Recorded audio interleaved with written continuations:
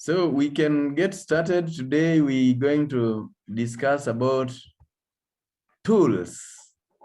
So we have some reading here, and I welcome a volunteer.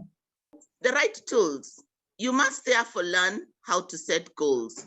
Goals being the first basic tools for working on your dreams. Goals logically become the seedlings for your dream. They help you to have an idea of what you want and to become as specific as possible, just like you are ordering for a phone from a dealer. You can't just say, I want to buy a phone. You must give details in order for the dealer to be able to picture what you actually want. In other words, if you think of your mind as a computer operating system, goals form a programming language for your mind. That is, using clearly defined goals, you will be able to give clear instructions to your mind about what you want. Lack of this knowledge has caused failure throughout history and counting. Allow me to break this news to you. It may not be very good news, but it is important to know. Ready? Okay, here it is. The only major reason majority of the people do not get what they really desire to have in life is because they do not really know what they desire.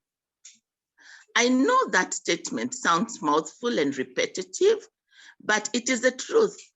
Many people you see around are clear about what they do not want, thus they keep getting them. You only get what you are crystal clear about. One of the ways to be clear about what you want is to go shopping for it. Have some images of the same and ensure you burn them into your mind by constantly concentrating on them and admiring them. If you do this with ample degree of emotions, if you can really feel it in your heart and see yourself in your mind having achieved that which you want, you will be surprised at the results. Time is not a factor here. Things can happen just faster than you even expect. When I was still dreaming about one day joining the university, it looked like it would take over a decade. Did it? Never.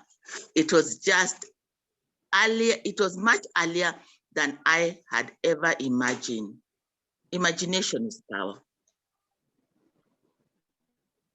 A story is told of a boy who was obsessed about becoming a pilot.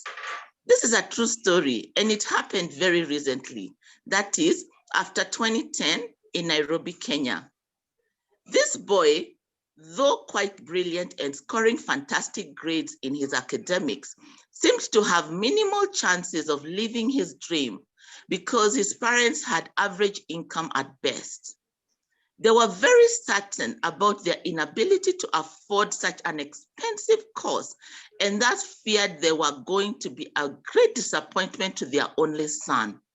No relative or friend could come to their aid, at least as far as they were concerned. For some reason, they had thought that such a fantasy could come to an end along the way, and their son would perhaps pick another discipline, maybe one of those offered in public universities, and that would be a great relief. In their ingenuity, they chose to avoid that topic and instead talk well of other alternative disciplines, hoping that would influence their lad to change. Your sound is low. You've gone low. You started well. This, however, did not divert the focus of the boy. He kept looking at photos of airplanes and pilots, sticking the images plucked from newspapers and magazines on the wall of his tiny room, and browsing the internet about planes. It was an obsession. It was a burning desire. The boy had a dream and was clear about it. The parents equally got pretty clear about what they did not want and resisted it with all passion, not remembering to be clear about what they wanted of their son other than a good life. As the exams were drawing near, tension and anxiety heightened. The parents were holding their breath, hoping he fails to meet the required aggregate and qualifies for other equally lucrative courses, and the boy determined to excel and get fully qualified for admission into his dream course, aviation. He knew what it would take, planned for it, and executed his plan accordingly. He paid the full price. Exams came and he sat for them. You are right, he passed with flying colors and amazed everyone. The time had come for him to make that next important step. His parents did not even know how to start suggesting other alternatives. Their tricks could not suffice anymore. They were filled with both fear and shame. They clearly could not see in their wildest dreams how they could afford to take their victorious son to an aviation school. The good news is he went to such a school, a much better one, of course, abroad. It happened, and today he's living his dream. How did it happen? Who paid it? Call it luck or whatever you will, but one time, as he was browsing the internet in his usual obsession, just when time for college was beckoning, he came across a scholarship opportunity abroad, applied and was admitted. What do you attribute that to? I leave it for you to decide. I know of countless other stories. But in general, remember, what you resist persists. What you fear perseveres. To desire is to expect. How is none of your business. It will happen. You will be what you will to be. Let failure find its false content in that poor word, environment. But spirit scorns it and is free. It masters time, it conquers space. It cows that boastful trickster, chance, and bids the tyrant circumstance, and crown and fill a servant's place.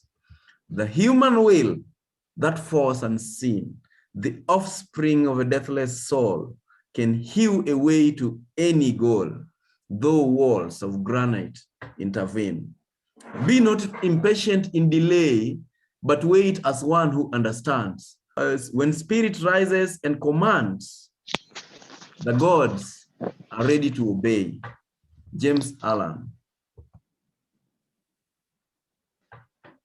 Thank you. Thank you very much. So let's have reactions to the same. Welcome, Mr. Tewa. Thank you for joining in. So let's have a reaction. Somebody who wants to go first, maybe something that is touched you, or you want to share a story, a similar story, your own experience or somebody's experience, or you have a question. You are welcome. I'm big on goal setting, but never before had I looked at goal setting the way you've put it here. You must give details to that goal that you're trying to set. So you talked about, being a software engineer in training, I know about coding or decoding and how important it is to program and have the right code. So for me, my take from this session is, as I'm goal setting, I have to be very clear about what I'm programming into this computer, be it 2022. I'm still working on my goals for this year, and I'm going to finish before the end of the year. And this has really been helpful in now defining, even as I talk to the young people about goal setting, I now have a new way of looking at it and explaining it to them. If you think of your mind as a computer operating system, never had I looked at it like that. Goals form a programming language for your mind. Thank you. Programming language for the mind. That's something will take me throughout the day to day. Thanks. Thank you very much, Elsie. And that is exactly what it is. You know, most of us write goals, like what is your goal this year? To be healthier, to lose some weight, they are always not clear, and most times it starts with true. It doesn't work. And then somebody along the way, I don't know who he or she is, came up with this idea of SMART goals. And it sounds smart, but it's really not very accurate as far as I'm concerned. Because SMART, they'll tell you specific, measurable, attainable, relevant, or realistic, and then time bound. It's okay, but that does not necessarily make you use that. There is a word I used there called picture. They should help you to picture. If you can picture it and image it and visualize it, it will come to pass. Nothing will stop it. Nothing. And by the way, I've always said this, I can always see when people are going to win election or lose elections. I've predicted them many times before, and I still continue to do the same. Yeah. When Trump was going to win, I knew. When he was going to lose, I saw it, because I listen to people's words, and through their words, I get into their spirits. Yeah, that's a very big statement. So I know when I'm talking to students and I talk to them about their results, what they are going to get, I can always feel whether they are going to get what they are talking about, or they are going to where they are not going to get it, because it has to come from within. So they are actually the programming language that you use, and we use them to program our minds. And this is why you will hear terminologies like blueprint, or in the spiritual realms, we'll talk about generational curses, you see. And I don't want to go there because I'm not very familiar with that territory. But I know that scientific part is you've been programming your mind, or you've been programmed from childhood. And if you are not going to program yourself differently in order to achieve different results, then you will always tend to achieve similar results. And this reminds me of the opening statement of a book I love called The Master Key System. It says that that much gathers more is true in every plane of existence, and that loss leads to greater loss is equally true. I love that statement. Thank you very much, Elsie. Somebody else wants to say something? Please, you can share with us from psychology point of view, your experience. Yeah, people go through different things from when they were young to secondary school, the words that were spoken. So sometimes even a teacher could have probably told a student, you can amount to nothing. And as they grow, they battle with that as they get feedback. And even as they lay their goals, that still lingers unless they work through it. So these are some of the things that we find are what we call self-sabotage. You know very well, the teacher is the one who said you proved the teacher wrong, but every time you want to do something, you run back to that thought comes back. So yeah, I just want to share that. Thank you. But I like the fact that you have captured that you visualize this.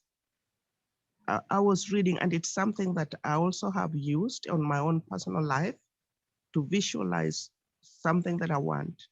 And I've seen it come. It's not that I visualize it every day, but I would capture it in my thought and just have that picture in my mind. Yeah. Yeah, thank you very much. It works. I've used it all through from the time I learned it. And even before I learned it, when I started learning this particular philosophy and started looking back, everything I achieved had some point of visualization and burning desire. So that's also a good statement, and I know we will still discuss it more. Burning desire. Thank you very much. Yes, Odhiambo Lale. I like that the topic today, goal setting, because right now I'm just cutting my but what do you call it? Cutting some greens, recycled vegetables for my chicken. Because while I was away, it seemed like they were suffering. They've woken me up looking for working. They want some food. Back to the point. Goal setting. I set my goal this weekend to finish a book by Dr. Former Retirement Benefit Authority director. Over the weekend, the book is called Strategic Planning. And I thought that it would be a very difficult book to read. But I managed to read it and finish it just last evening because I went by train deliberately to go and see the beauty of our country. And lessons learned about goal setting is that it's not just a matter of just setting it, it's how you're going to do it. So I set my goal that I'm going to read that book cover to cover during that time that I'm there, and because the train ride takes 12 hours. So I carried the book, I carried a newspaper, Sunday papers, yeah, and my Bible and all this. So by the time I was coming back, at the end of the 12-hour train ride, I had read quite a bit of all that. And then also the book that I wanted to read cover to cover, I managed to read it. So I like what you say, this topic, because it relates to that you set a goal and you work towards it. Yes, thank you very much. Yes, thank you very much. It's good to note, welcome, thank you very much for sharing that. It's good to note that there are two ways of achieving goals. There is the intellectual, the hard way, and then there is the softer way, which is the spiritual way. This is beyond logic. By the way, what we are talking about is beyond conventional logic. And when you're doing it the conventional way, you need all those tools, how, when, and every detail. But in this sense, it's beyond conventional logic. Sometimes you don't know how it's going to happen, and you just trust that it's going to happen when its time comes, because it's in your desire. You will have your own ideas on possibility, but this is where we say you let God be God and you submit to his directions. We'll discuss more about that. Yes, Aloysius? Thank you, Paul Peter. You have answered a bit of my question, but let me ask you. Is it good to inform the community or your friends or your relatives about your goals? Because one time I shared with someone and they started telling me about the family bondage. They say it has never happened in your family, such things. So is it good to share your goals or you stay with them yourself? Thank you. A very good question. Anybody would like to share something about that? I think we've touched this previously. Anybody would like to say something about the same? Yes, John.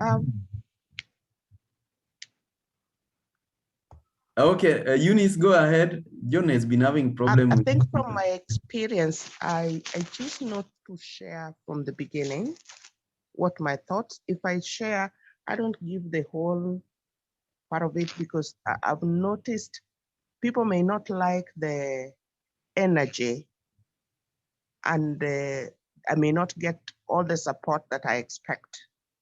And so sometimes, just from my experience, that I wouldn't share. I may talk, but I would not share in details. Yeah. and I choose really who to share with, even in family front. Yeah, I choose who, because I know there are some people who will just tell me, you can't achieve that. Just, why were you thinking about, what do you think? You can't. And every time, everything I try to do, it's like, maybe you're working towards that. So it's always just, you can't, stop doing that. Stop wasting this on this. Stop wasting time in that. You will not make it on that. Yeah, so I really choose, yeah. Thank you very much. Thank you. And I love the last part, that you choose whom to share it with. So Aloysius, basically that is what I personally do. If I have to, then I must carefully choose whom I want to share it with. This is traditionally, I did not have very close people to share with anything. So I kept lots of things for myself. A few times I shared, like when I was fishing, yeah, in the lake, and I chose, because I went there to look for school fees. And as I love to say that all fish agreed to be on leave that time. There was no fish. So I said, let me go back to look for other means. And I told those friends that, I wanted to go back to school, and seems like this is derailing me. I'm here, not getting the fees. Let me go look for fees elsewhere. But then they said nobody ever came here and went back to school. You see, you just stay here and you man look for the little income you're getting and things like that. Another lady, long time ago, when I was struggling to go to school, she told me, "Now just drop. Don't forget about it. You don't have to go to school. You just get married." In our language, it sounds very, very rude. I don't know, very naive, because there is this saying that when you get married, your foolishness stops. Yes.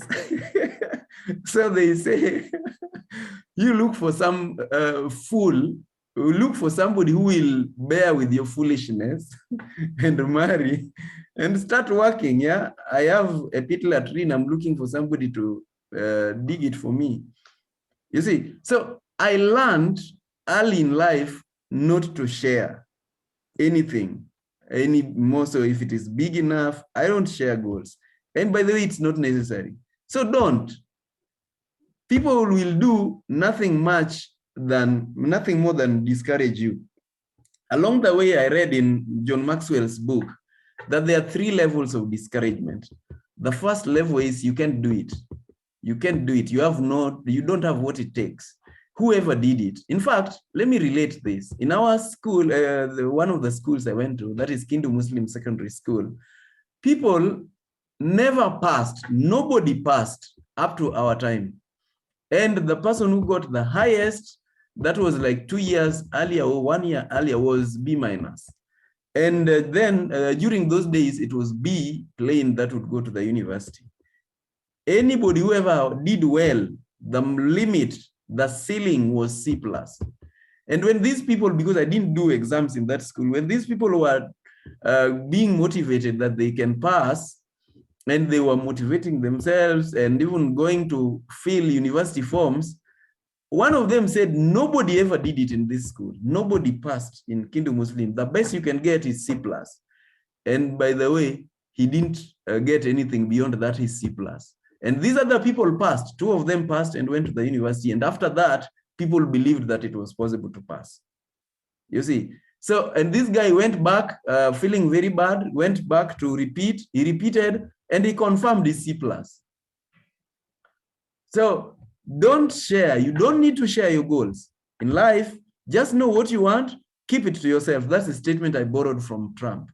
Know what you want, but keep it to yourself. Nobody wants to hear about it. So the second level is, well, seems like you can do it, but it's really not important. You don't have to. And then the third and last level of discouragement is, I knew it all along, you could do it. Congratulations. Yeah, I knew it. I knew you could do it. So, Aloysius, that is it. Somebody else wants to share something? Let me say something, yeah? Yes, John. the other day we met, I told you your dreams was not a conference call. God did not call you with your villagers, with your friends, with people around you telling you, hey, you know what?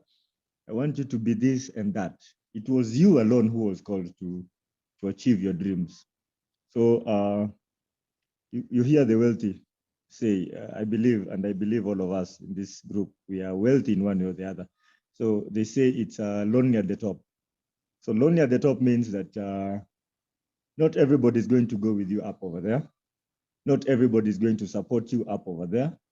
And most of the time they will let you lose once they see you, one, when you're having that big dream, and then when you're building towards it. So it's gonna be lonely at the top. So we have to necessarily prepare ourselves for all this. When you want to achieve greatness, just know you are all alone. There will be no people to support you. You have to start practicing the what do you call it? You have to start getting used to being a lone ranger, because greatness is achieved with people who are ready to go it alone. So you have to be ready to go it alone. Another thing that I wanted to talk about is conviction. You see, all of us, we set goals. The janitor in your office wants to live in Runda. The CEO wants to live in Runda. The finance manager wants to live in Runda. But by the end of the day, the difference is conviction.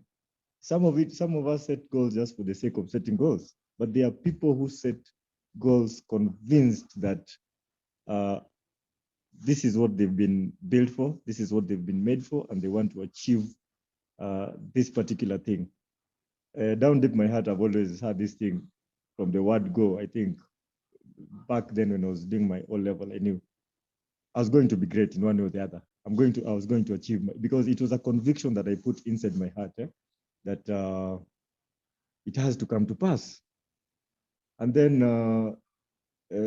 Paul, you said when you're setting your goals, don't worry about the how. You just set your goals, and that is how I look at it. Even now, when the more you grow, you see things in a perspective. Our purpose is just to do our bit and let be. But the moment we set our goals and we send it to the spiritual realm, things just start to move. People just start coming your way. People that are aligning you to your goal. So the how is none of your business. You just set your goals, have your conviction, and the right people. Leave alone these ones that you want to scare with your goals. These ones that you want to tell the villagers, hey, so that they can look at you they'll just work hard to bring you down.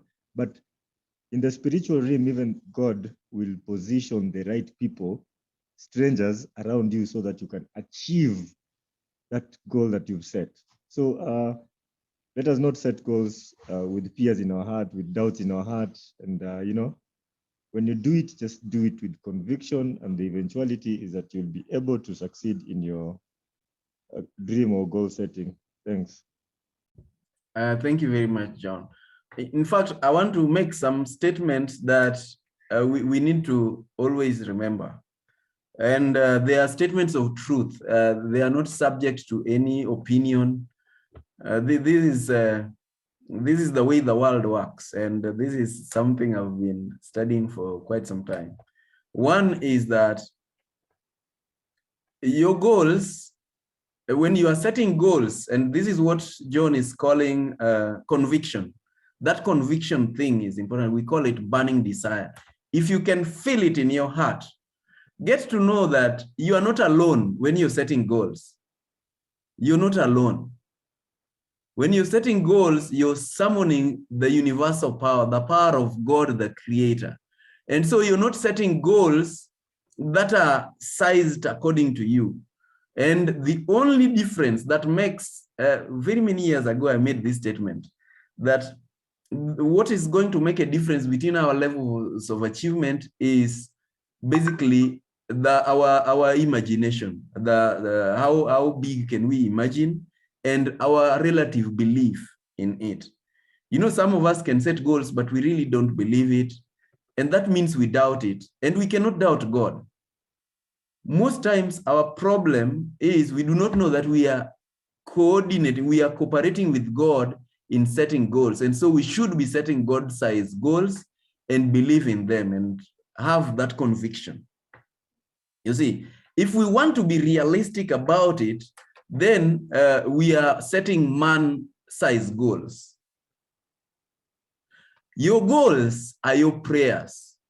Most times we don't get what we pray for because we are not clear about what we are praying for. And our prayers get answered anyway. By the way, this is my belief. All prayers get answered, only that some of us pray wrongly. So we get wrong answers. God is impartial. What you ask, you get. Yeah, if you ask for fish, you get fish. If you ask for snake, you get snake. It works like that. It is permissive. So let's know that when we are setting goals, and as he is saying it rightly, it's not a community affair. It is your own, like people who are saved say, I'm also saved, only that a little bit different, say that personal savior. So in this case, you're relating with your own personal God. It is not a communal thing. Unless you're setting team goals for your team, then there are also mechanisms you can use to frame that in their minds. And this is something we teach when we are talking about goals at the beginning of the year.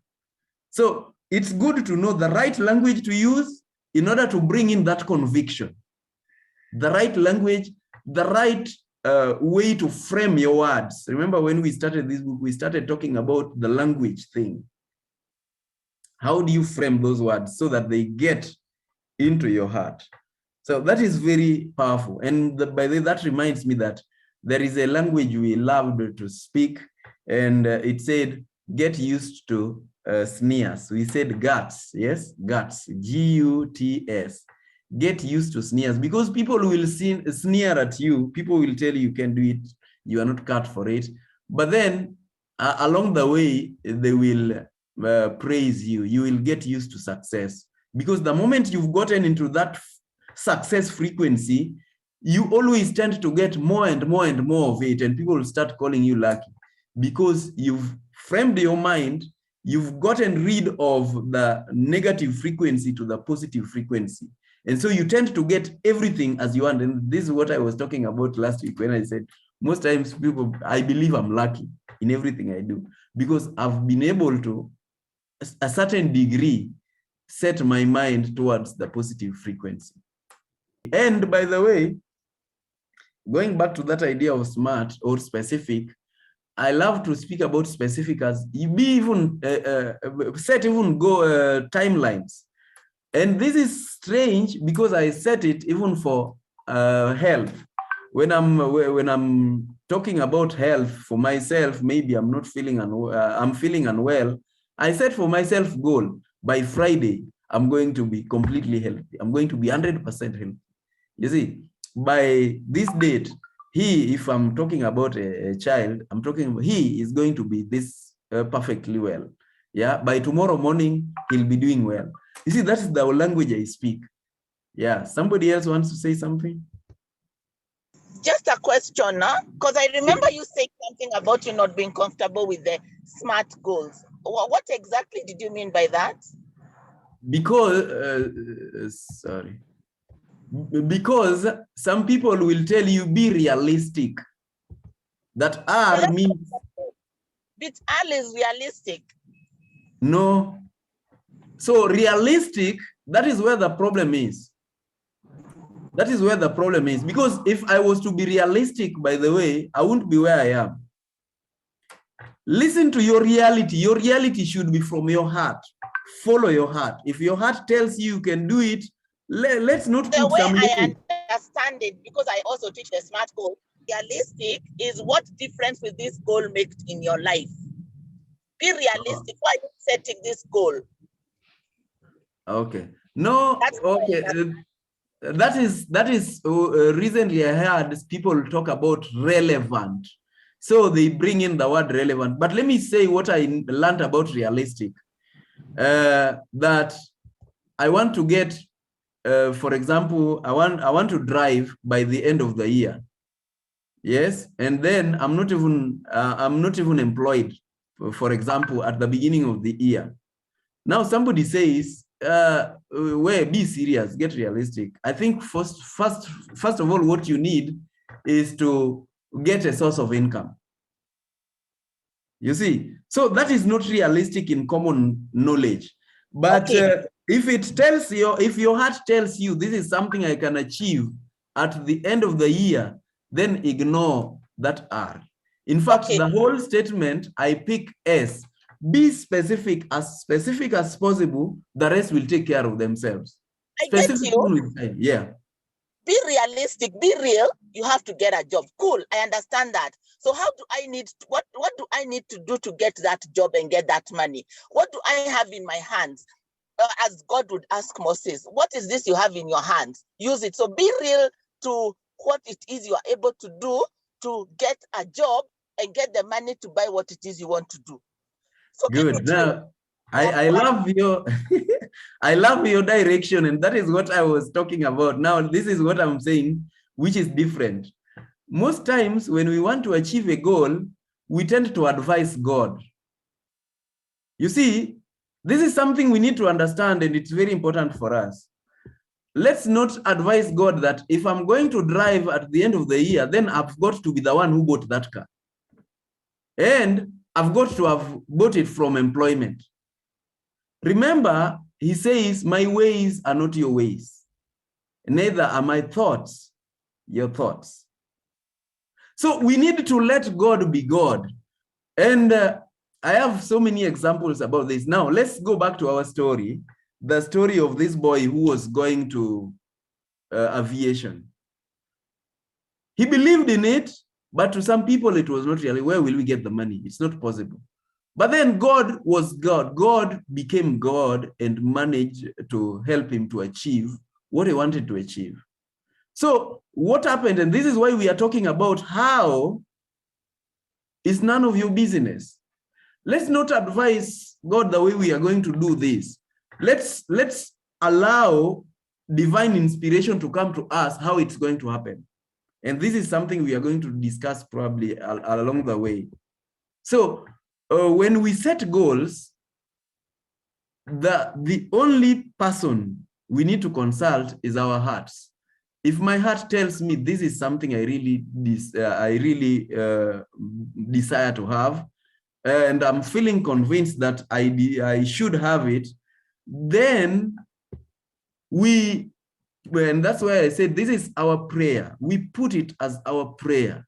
How it's going to happen is really not within our domain.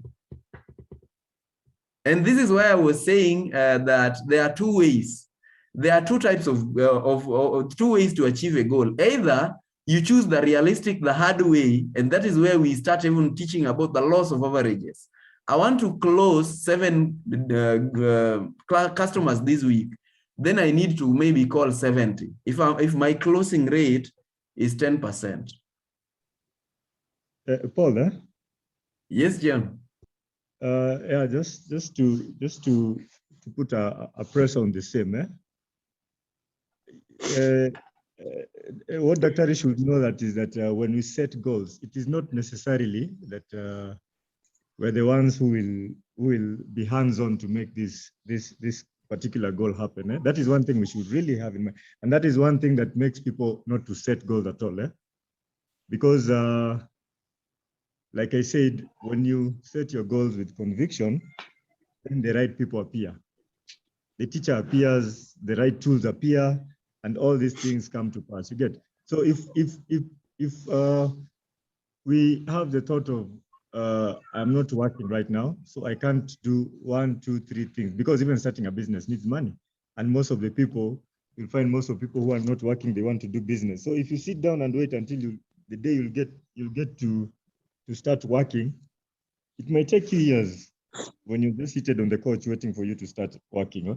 So when you are setting goals, let us not be limited. Let us set goals from where we are. Let us not wait to be positioned in a place then we can set goals. Then that one we are not even convincing to ourselves that that we are going to goals. I'm coming. So I think we by the end of the day, by the beginning of the day, we need to set goals for that particular day, and the right people and the right tools will just appear for us. So let us not limit ourselves because we don't have this and we don't have that. Thank you. Thank you very much. Including what I'm doing today, it was a goal at some point. It was in my mind that I will be teaching this secret. Yes, Dr. Melvin, now you are able to speak. Nimesikia you are coming. Yeah. What I want to say, OPP, is that I want to emphasize what you've said about realistic goals. Every major success story has been about setting unrealistic goals. You see, do not limit God about how he is going to enable you to get an unrealistic goal. One of the things that really sabotages our goals is our conscious mind. So we say, I'm wonderfully and powerfully made, which is correct. Okay, and then you go on to say that I'm going to make X number of shillings, or I'm going to convert Y number of clients. But your conscious mind says, really? What did you do last month? Really? Are you qualified? So our goals should be spoken to our unconscious mind, and they can be as unrealistic as possible. So that's what I wanted to say, OPP. And I really love your take on this business of realistic in SMART goals. Thank you, OPP. I love the way you brought it. All major achievements in life came from unrealistic. That's the way it is. Now, let me give you a perfect example. And this is something you can always try. It is on sickness. You had people in stage 4 cancer getting healed. And then we call it faith. That faith is goal because we focused on them getting healed. If you are going to have some success beyond ordinary, then you must start being unrealistic with your goals, because get to know that you and God are a partner. So what is your limit? Because God is unlimited. God is unlimited. And this is why we are using the tool of goal setting. We said one of the tools that we can use is goal setting. And if you pick some of the important words we wrote in that particular text is picture. If you can picture it, you can see the picture, you can see the visual image, clear instructions, programming the mind, imagination, you can imagine it, and you are specific enough. With that burning desire, you can feel it in your heart, you can achieve it. Stop this business of reality. Thank you. Yes, Simeon, as we close. Good morning, everyone. Thank you very much for this opportunity, OPP. Now, I would want to start my discussion on this issue of getting the right tools and setting goals with a Cameroonian proverb that says, "He who asks questions cannot avoid the answers." And primarily, when you're setting a goal, you've already gotten to the point of asking the how, the why, and the when. And when you have clear set goals, I believe that you are guided by three things: a mindset that views the possibilities of this thing being achievable, having identified the methods of which you'll use to progress to achieving the goals, and having the motivation, which is one of the key ingredients to achieving your goals. And I believe that if we take simple steps in approaching these three things, then our goals can be easily achieved. Thank you. Thank you very much. I see this topic is interesting. We need more time. Maybe we'll discuss more of it next time so that we exhaust it. But it's quite important that we understand what it means to achieve or to set goals. And the goals being just as a way, one of the tools that we can use. And not all goals, but we must know how to frame the goals and how to make them work for us. And this is why many people have stopped setting goals. Because I set it last year, it didn't work. Yeah, somebody I set it last year, it didn't work. I set it the previous year, it didn't work. Why set goals? Yeah. So we've got to know how to set goals, and how is in the form of the wording and how to make it get into our minds and our hearts. If it reaches our hearts, we are going to achieve it, I assure you, with precision. And timeline, like we said last week, it might happen even much faster and earlier. We even read that today. So thank you very much. And it's already 5 minutes past the time.